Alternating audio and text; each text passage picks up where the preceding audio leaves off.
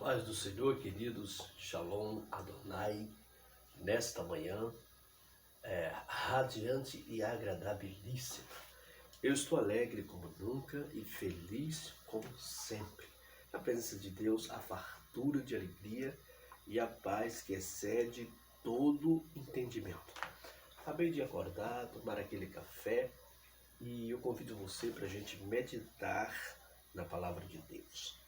Quero falar um pouco sobre a história bíblica. Quero falar sobre fatos reais. Quero revelar alguns mistérios que a Bíblia fala. Queridos, tem aqui no livro de Daniel.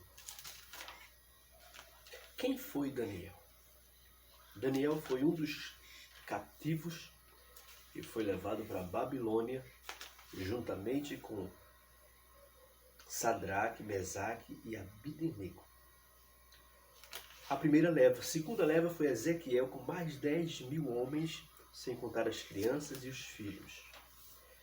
Daniel é um livro profético, histórico e um livro escatológico, que fala sobre o futuro. Escato significa futuro, e logia, estudo ou tratado.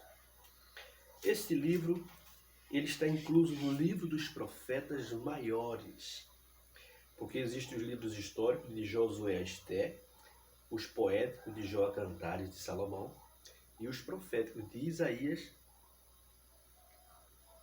até Malaquias.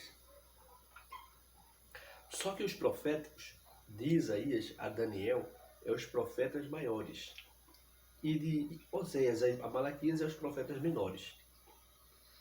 Então aqui, gente, está aqui o livro da revelação, um dos livros das revelações. Daniel. Quem foi Daniel? Daniel foi um jovem escolhido profeta por Deus, para Deus ser glorificado lá na Babilônia, na corte de Nabucodonosor.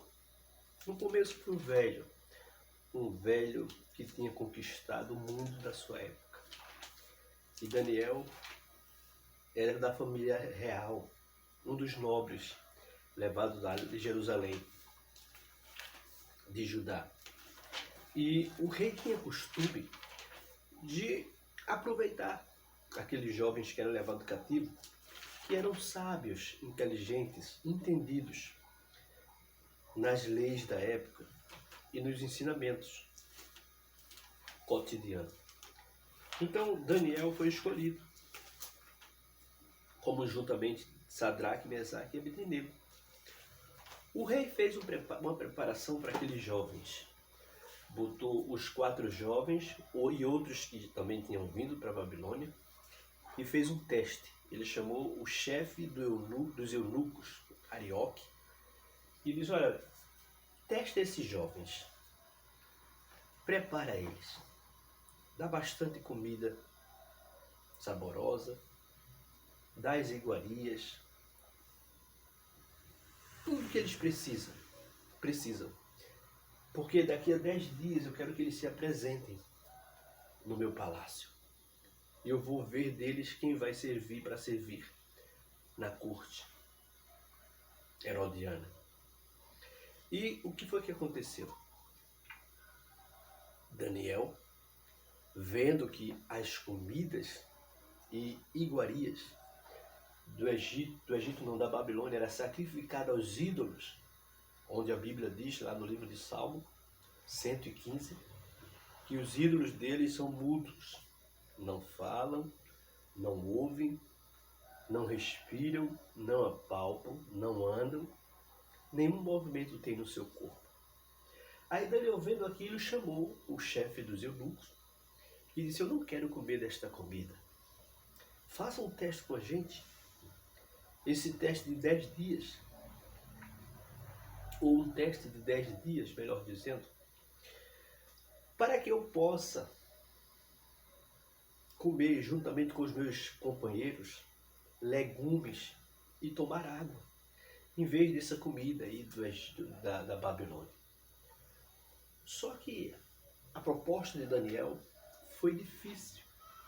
Porque o chefe dos eunucos, Arioque, ele disse, olha, até a minha cabeça está em jogo, eu não posso fazer isso. Mas Daniel disse, faça um teste de 10 dias. Ele pegou nas escondidas, sem a permissividade do rei, ele fez. Dava comida a todos os mancebos, os jovens. Mas a Daniel, Misael, Ananias e Azarias, que foi mudado o nome para Sadraque, Mesaque e Abidenego, ele deu legumes e água. Quando foram 10 dias, os jovens estavam mais robustos, estavam fortes, de bom parecer, de bom semblante, o aspecto diferente dos outros. E o rei Arioque gostou. Quando chega na presença do rei, ele escolhe logo os 4 jovens, porque estavam diferentes dos outros. Então, queridos, Daniel começa a trabalhar na corte herodiana e foi escolhido lá na frente para ser um governador, porque descobriram que em Daniel, eles diziam, você tem um espírito excelente. Todas as questões difíceis da corte mandavam chamar os astrólogos, adivinhos, os encantadores, os sábios da época, para desvendar. Mas tinha mistérios que eles não conseguiam e mandavam chamar Daniel. Descobriram que Daniel tinha o dom da revelação profunda. E Daniel começou a ter conceito no meio dos herodianos, da corte de Herodes. E começou a crescer. Perdão, Herodes não, Nabucodonosor, gente. Estou confundindo um assunto com outro. E Daniel começa a crescer na corte de Nabucodonosor. Só uma correção. E, gente, o ímpeto estava tão profundo que começou a se levantar na Babilônia inimigos contra Daniel. Eles começaram a criar inveja. Eles começaram agora a maquinar o mal. Eles começaram a fazer reuniões nas escondidas para deter a glória de Deus na vida daquele jovem. Mas Daniel não dava ocasião. Eles procuravam de tudo para derrotá-lo. Procuravam um ponto na lei dos medos, dos persas, e não encontravam. Só que certo dia, Daniel não esperava. Eles chamaram o rei e disseram, olha, bote um decreto, uma lei, para que ninguém adore a outro Deus, a não ser o Deus da Babilônia. O teu Deus, ó rei, Nabucodonosor. E ele achou por bem. Ele botou o decreto e encontraram Daniel lá na sua casinha, que tinha uma porta virada para Jerusalém. Quando eles botaram uma corda, uma escada, que viram, Daniel estava de joelho orando ao Deus dos céus. Eles correram pressurosamente e disseram ao rei, rei, não estão fazendo caso da tua lei e do teu Deus aqui na Babilônia. Encontramos o jovem que veio cativo, Daniel, orando ao seu Deus lá no seu quarto, na sua câmara de dormir. Daniel foi levado à presença do rei e sofreu a pena. O rei não queria maltratá-lo, não queria destruí-lo, mas por causa das leis dos medos e dos persas, o rei botou Daniel na cova dos leões. E antes de botar ainda disse, Deus, o teu Deus a quem tu serve, podem te livrar da boca dos leões famintos. Jogaram Daniel dentro da cova. Os bichos comiam, quem sabe de 5 em 5 dias, estavam famintos, com muita fome. Quando jogavam pessoas dentro, eles devoravam tudo, só deixavam os ossos.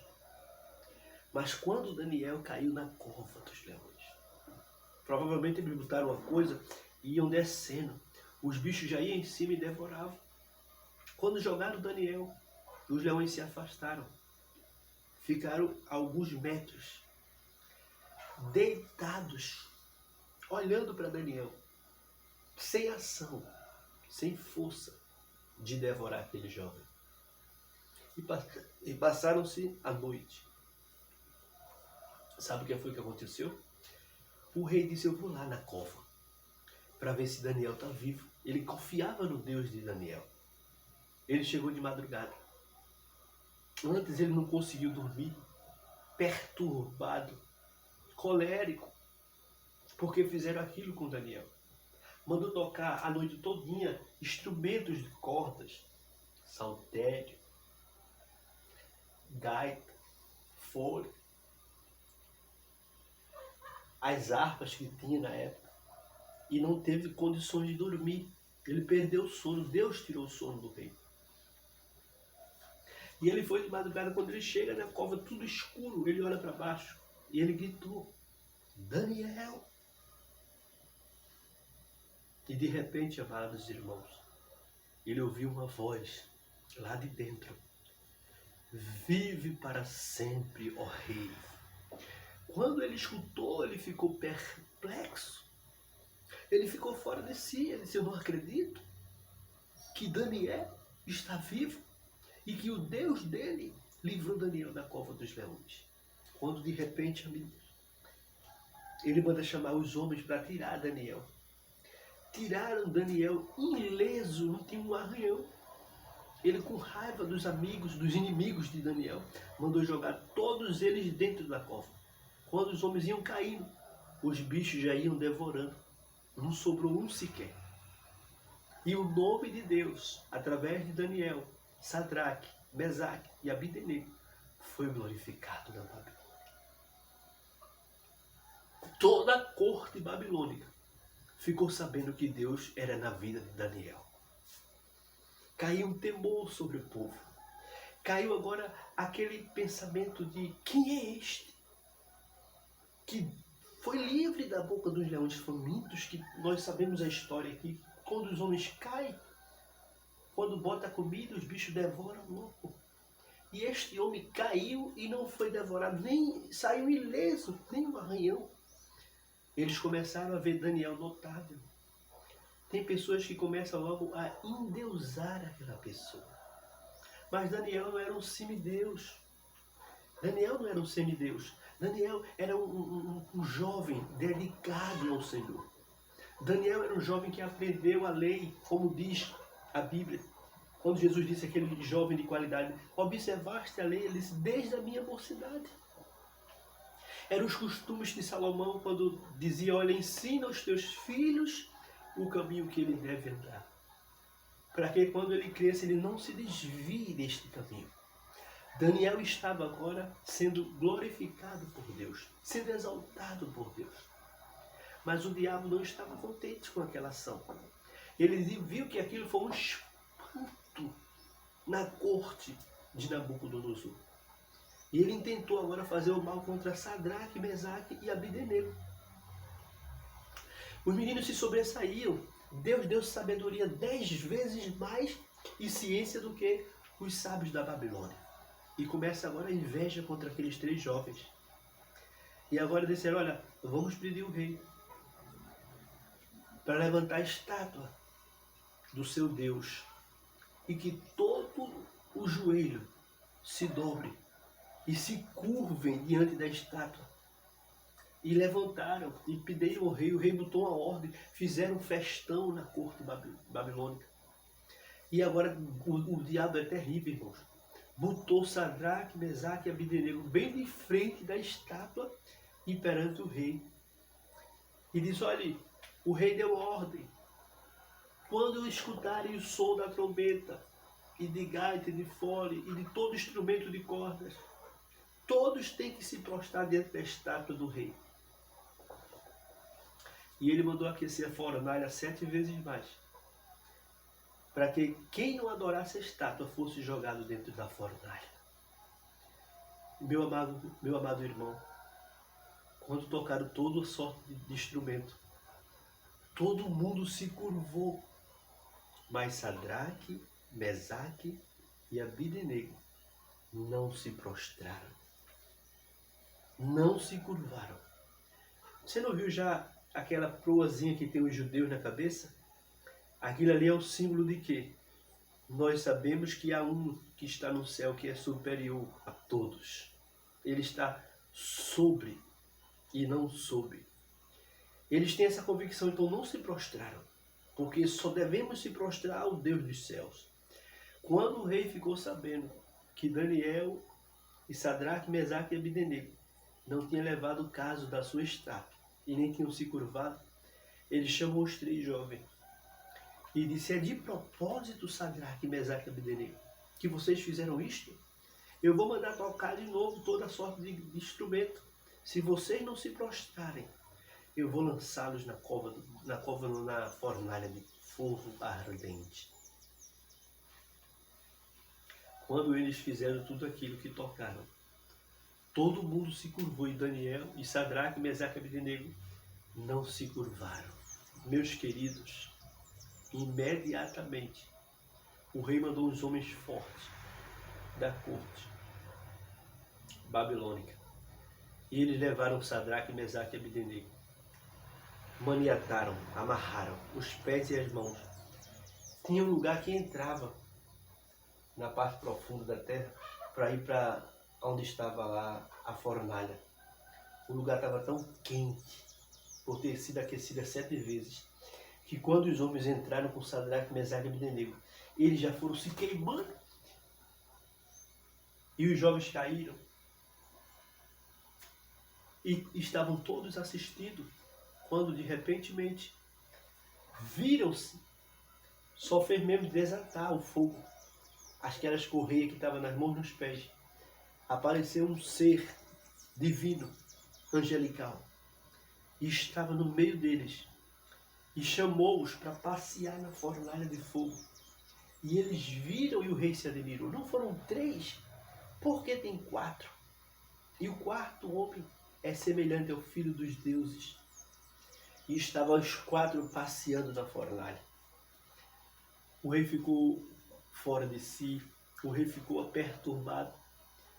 Mandou tirar os jovens, saiam da fornalha. E ele mesmo escreveu no rolo babilônico que o Deus de Sadraque, Mesaque e Abdenego é aquele Deus que livra do fogo. E agora está Daniel exaltado, Sadraque, Mesaque e Abdenego. Agora sabe por quê? Eram jovens tementes a Deus, se desviavam do mal, oravam, jejuavam, faziam o querer de Deus na terra dos viventes. Então, meu jovem, minha jovem, seja um jovem prudente, seja um jovem temente a Deus, se desvie do mal, leia a palavra, creia no que está escrito, e Deus se responsabilizará pela tua vida. Certa vez aqui em Pernambuco, um homem de Deus, chamado irmão Geraldo, ele se converteu, novo convertido. Você sabe que tem uma fé tão grande. E ele desafiou os amigos dele, ali em 2 irmãos. Ele disse: olha, eu agora sou crente e tenho fé que eu posso entrar aí nas jaulas dos leões, e eles não devem fazer ou nem fazem mal algum a mim. Os amigos disseram: só se você estiver doido. O outro disse: se você fizer isto e tal coisa suceder, todos nós aqui se converteremos ao teu evangelho, a essa igreja que você faz parte. Irmão Geraldo se precipitou, mas ao mesmo tempo foi um ato de fé. Ele disse: me dê uns dias que eu vou me preparar para entrar aí. E eles disseram: fica à vontade. Irmão Geraldo chegou em casa, não disse nada à sua mulher, nem aos filhos. Mas aconteceu algo que foi impressionante. A mulher botava as comidas, café da manhã, almoço. Os filhos sentavam na mesa. A mulher também. Mas cadê o irmão Geraldo, novo convertido? Ele estava orando no quarto. Ele não sentava na mesa para comer.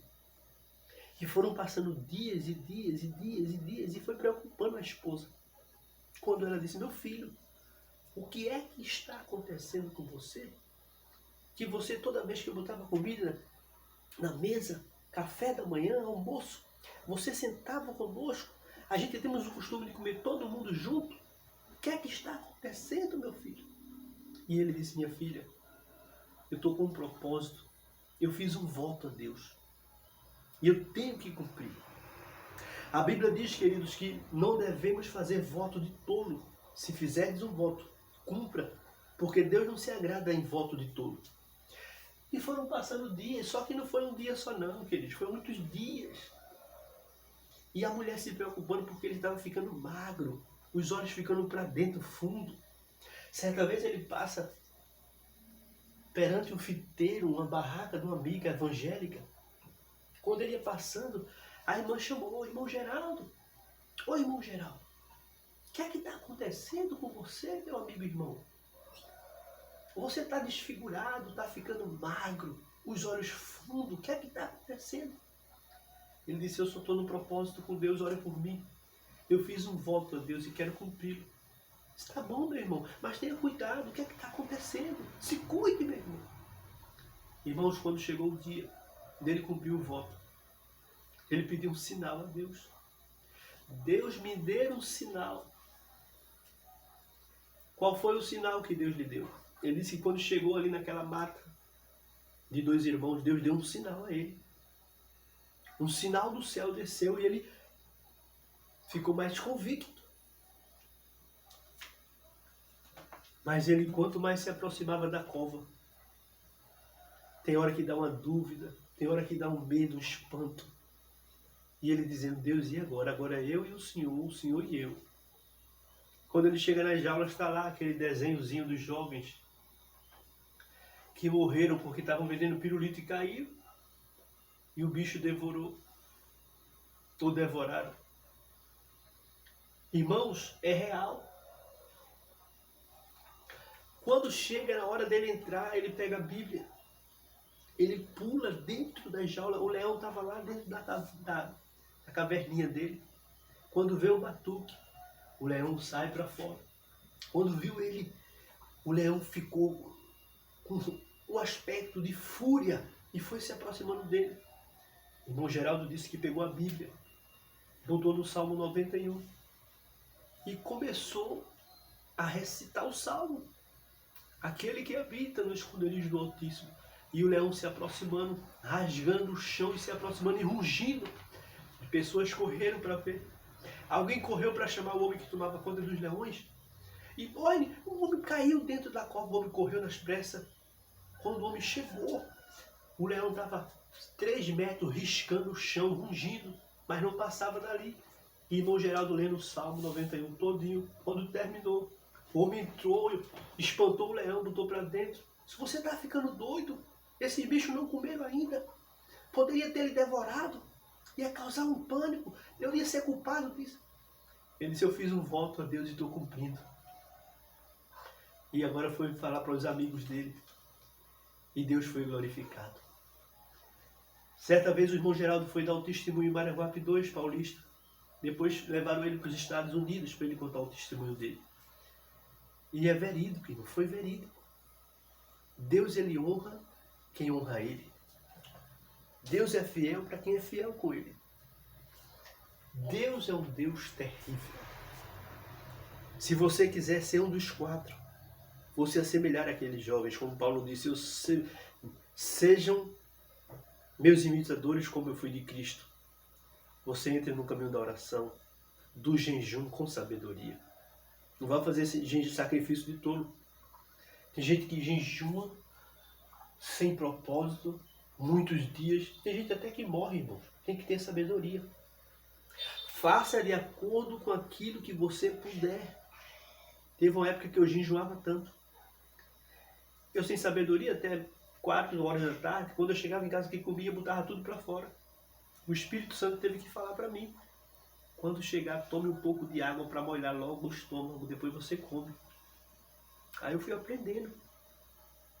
Mas se você não tiver sabedoria, você pode se prejudicar. O Salmo 91 é forte, queridos. Os salmos são fortes. A Bíblia é real. Tudo que está aqui A não ser o erro gráfico de copista e de editoração, é real, é latente, é comprovado. E eu aconselho você a ser um crente fiel, temente a Deus e se desviar do mal, para que Deus seja glorificado na tua vida e na vida da tua família, na vida dos teus parentes, dos teus vizinhos, do teu patrão. Eu quero pedir a você que vamos fazer uma oração pela tua família, pelo teu povo, pela essa cidade, pela nação, pela guerra lá em Israel, pelo confronto entre a Rússia e a Ucrânia, que segundo algumas reportagens até ameaça de soltar a bomba atômica, que dizem que agora tem mais a potência 100 vezes mais do que a bomba que foi lançada em Hiroshima, né? Lá em Nagasaki, lá no Japão. Vamos orar pelas autoridades. Paulo disse, orem pelas autoridades para que eles possam ter paz lá e a gente aqui. Para que não haja uma terceira guerra mundial, mesmo sabendo que daqui para frente pode acontecer, porque é o final dos tempos. Mas que Deus tenha misericórdia dessa geração. Maravilhoso Deus, nós estamos aqui te agradecendo por tudo que o Senhor tem feito em nossas vidas. Visite os familiares, visite os países, os continentes, os estados, as cidades. Visite, Senhor, os líderes e seus liderados, as escolas, creches, os asilos. Visite as igrejas, religiões, rádios, programas de TV, Senhor. Visite revistas, livros, jornais, as Bíblias, Senhor, para que nós possamos ter zelo, amar mais a palavra, se dedicar mais ao teu nome, proclamar a tua verdade, que ouçam ou que deixem de ouvir, como está escrito em Ezequiel. Abençoe as crianças, os adolescentes, os jovens, os servos. Deus abençoe os pastores, os evangelistas, presbíteros, diáconos, auxiliar de trabalho, missionário, conferencistas, cantores, Senhor. Todos os levitas. Visite as comissões, escola dominical, culto de mocidade, de criança. Visite, Senhor amado, consagração, ciclo de oração, vigília. Todo o ministério da tua casa. Visite os pais, os filhos, os netos, os sobrinhos, os bisnetos, tataranetos. Visite as famílias que perderam entes queridos. Visite, Senhor, pessoas que estão nas drogas, na prostituição. Pessoas que estão caídas, Senhor, da tua graça. Visite pessoas que estão no zoofilismo, contato com animais. Visite, Senhor, pessoas que estão em intrigas nos lares, os vizinhos contra o outro. Familiares que estão em contenda, em briga, pai contra filho, filho contra pai, nora contra sogra, genro, cunhado. Visite os patrões que estão em conflito com pessoas que trabalham na sua empresa. Visite os boia-fria, Senhor. Deus, visite os continentes mais uma vez. Visite os mares, os rios, a terra, Senhor, e tudo que nela há, a flora, a fauna. Deus, visita o primeiro, o segundo, o terceiro céu onde tu estás. Derrama o teu sangue sobre os lares, sobre os familiares, sobre os teus servos novos convertidos. Deus, visita os motoristas, os motoboys, os mototáxis. Visita, Senhor, os que trabalham no Uber, no 99. Visita os maquinistas, os pilotos, Senhor, nos ares. Visita os ônibus de viagem, Senhor. Visita as BR, Senhor, dando livramento. Visita o teu povo na terra, os cultos, culto de campanha nos lares, os lives, os Face, os Zap, o Instagram, o Twitter, todas as redes sociais. Visita nossos familiares, Deus, mais uma vez. Visita os lugares, Senhor, onde tem fio descoberto, risco de choque, de pessoas morrerem eletrocutadas, Senhor. Lugares onde tem perigo, bujão de gás, Senhor. Mangueiras vazando, que alguém identifique, distingue e manda ajeitar, Senhor. Para não causar um dano, como já tem acontecido muito, Senhor.